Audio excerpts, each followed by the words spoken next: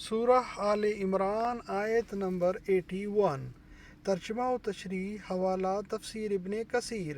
اعوذ باللہ من الشیطان الرجیم، بسم اللہ الرحمن الرحیم۔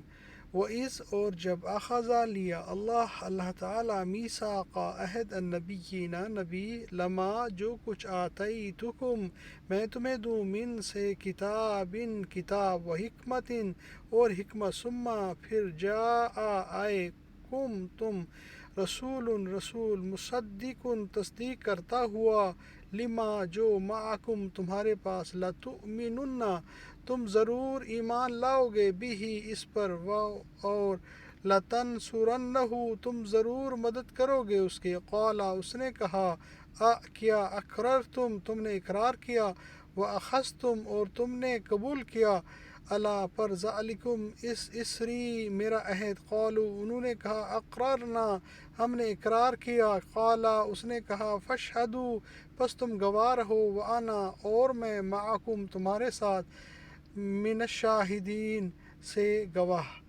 اور جب خدا نے پیغمبروں سے عہد لیا کہ جب میں تم کو کتاب اور دانائی عطا کروں، پھر تمہارے پاس کوئی پیغمبر آئے جو تمہاری کتاب کی تصدیق کرے، تو تمہیں ضرور اس پر ایمان لانا ہوگا اور ضرور اس کی مدد کرنی ہوگی۔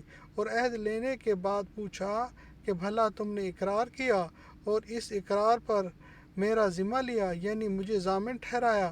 انہوں نے کہا، ہاں ہم نے اقرار کیا۔ خدا نے فرمایا کہ تم اس عہد و پیمان کے گواہ رہو اور میں بھی تمہارے ساتھ گواہ ہوں۔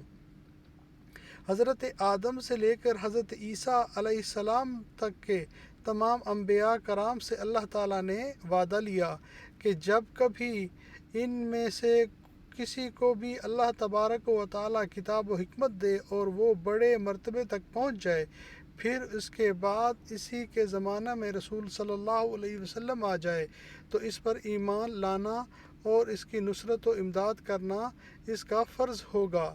یہ نہ ہو کہ اپنے علم و نبوت کی وجہ سے اپنے بعد والے نبی کی اتباع اور امداد سے رک جائے۔